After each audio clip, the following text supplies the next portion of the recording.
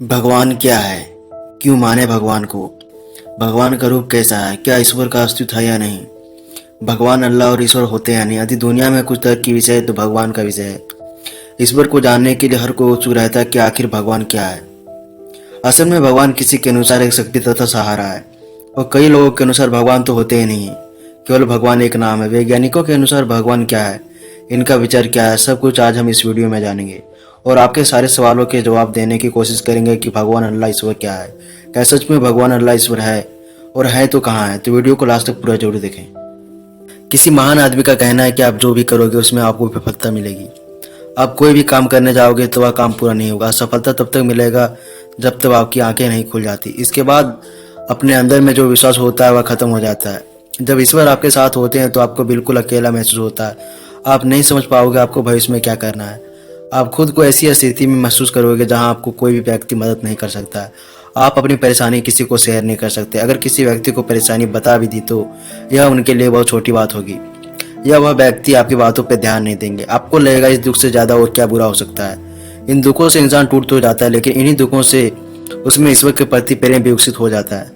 वह यह समझ आता है कि संसार में सारे सुख नहीं है, कुछ ऐसा ही हमारा संसार है, और वह शायद ईश्वर ही है। ईश्वर हमें सबसे पहले हारना सिखाते हैं, क्योंकि जब तक आप हार को नहीं समझेंगे तब तक आप जीत को भी नहीं समझ सकते हो। जब आपकी सारी उम्मीदें टूट जाएंगे तब आपके भीतर एक खोज शुरू होगी। इससे आप अपनी कमियों की तलाश में रहोगे। आप अपने जीवन में जो भी कुछ खो दिया या जिसमें भी आप असफलता रह गए हो उसका कारण ढूंढोगे। आप खुद से सवाल करोगे, आपके चरित्र में बदलाव आने लगेगा। जब आप खुद को खुद से जोड़ने लगोगे तब आप अपने कमियों को भी बाहर निकालने की कोशिश करोगे। आप पहले से अधिक शांत हस्ती चीज़ों को गहराइयों से समझने वाला बनने लगते हो। जब भी हम ईश्वर के रास्ते पर जाते हैं तो सबसे पहले हमारे अंदर परिवर्तन लेके आता ताकि हम उसकी भाषा को समझ सकें।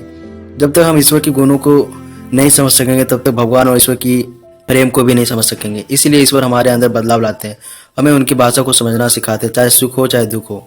आपके अंदर साक्षी भाव आने लगेगा। आपके लिए यह संसार एक नाटक जैसा लगने लगेगा। आपको महसूस होने लगेगा कि आप ईश्वर के बहुत निकट हो। तभी आपको सबसे बड़ा झटका लगेगा। यही ईश्वर की सबसे बड़ी परीक्षा होती है। यह आपके विश्वास और आपकी बुद्धि को तोली जाएगी। इसके बाद आपको ऐसा लगेगा कि ईश्वर आपके साथ हर वक्त मौजूद है। आप इस अनुभूति को पाकर हमेशा खुश रहेंगे, और आपको ऐसी शांति और आनंद की अनुभूति होगी जिसे बातों के द्वारा नहीं कहा जा सकता।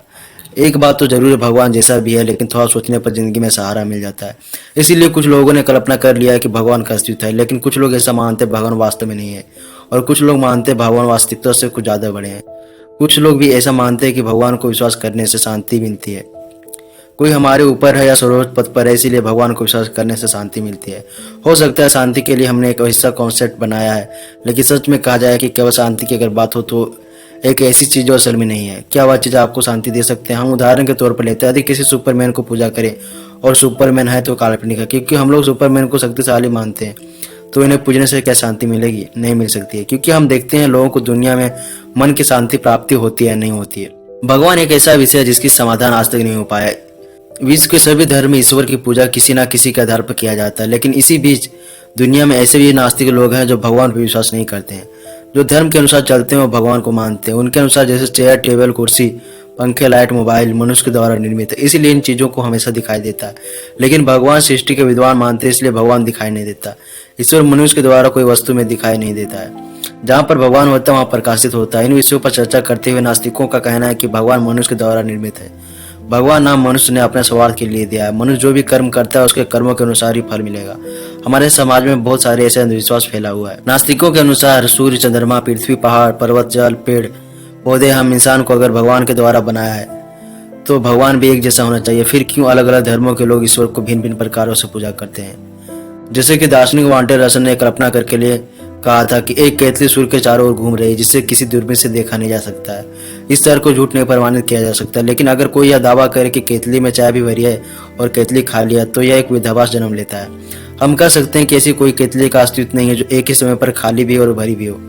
ऐसे ही किसी गॉड भगवान अल्लाह का अस्तित्व नहीं है जो एक ही साथ सब कुछ जानने वाला दयालु और न्यायदाता भी हो। अगर भगवान को पता है कल 12 बजे एक स्थान पर बारिश होगी तो क्या इस वजह से बदल सकता है? अगर हाँ तो वो ऑमनिशिएंट नहीं है, क्योंकि उसे इस समय पता है कि बारिश होगी, लेकिन उसकी निर्णय की वजह से अगर बारिश नहीं होती है तो उसे कोई नहीं जानता है। किसी ईश्वर के होते हुए मनुष्य का आज़ाद होना संभव नहीं है। ईश्वर ओमनिसिएंट है तो वह हर एक मनुष्य का भविष्य जानता होगा। भगवान यह भी जानता होगा कि एक व्यक्ति एक समय पर क्या करेगा। उदाहरण के लिए दुकान पर अगर जाएं तो ईश्वर को पहले से पता है कि मैं टॉफ़ी खरीद लूँगा या कुछ ख़राब चीज़। अगर ईश्वर को पहले से ही पता है कि मैं टॉफ़ी खरीदूँगा तो मैं किसी भी हालत में ख़राब चीज़ को नहीं खरीदूँगा, यानी कि मैं आज़ाद नहीं हूँ। लेकिन अगर मैं टॉफ़ी और ख़राब चीज़ को खरीदने के लिए आज़ाद हूँ तो इसका अर्थ है भगवान को तब तक मेरी मर्ज़ी का पता ही नहीं चला है। अधिकतर धर्मों में भाग्य के विषय में कुछ बातें मिलते हैं। ईश्वर ने जन्म से पहले ही सब कुछ तय कर देता है। इंसान कैसे इस धरती पर जन्म लेगा, कैसे वह तरक्की करेगा, कैसे वह नष्ट होगा, भगवान ने सब कुछ पहले से निर्धारित कर देता है। लगभग सभी धर्मों में ईश्वर का न्याय मौजूद है। कोई मनुष्य अगर सही या गलत काम करता है तो उसको स्वर्ग नरक या पुनर्जन्म के द्वारा पुरस्कार दिया जाएगा। तो इंसान कुछ भी करने के लिए आज़ाद नहीं है। अगर इंसान कुछ भी करने के लिए आज़ाद नहीं है तो वह दंड या पुरस्कार का भी भागीदार नहीं है। कल्पना कीजिए कि एक इंसान की मृत्यु एक दूसरे इंसान के हाथ में है, लेकिन इसका उल्टा हो जाता तो क्या दूसरे इंसान दंड का भागीदार होगा? क्या इसका दूसरा कोई चारा है?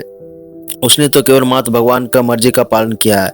जब सोच कर देखिए, क्या भगवान पहले इंसान के भाग में गलत काम लिखे हैं, बाद में उन्हीं कामों के लिए उसको दंड दे? क्या ऐसी भगवान को न्यायदाता कहा जा सकता है? यदि पहले भगवान को मेरे जन्म से पहले पता था मैं बड़ा होकर तक्षशिला बनूंगा और भगवान के अस्तित्व पर सवाल करूंगा, तो क्या ईश्वर ने मुझे नरक में जाने के लिए जन्म दिया है? हम ईश्वर की न्याय की बात करते हैं। अगर हम ईश्वर के न्याय पर विश्वास करते तो इस संसार में न्याय की भावना ही खत्म हो जाता।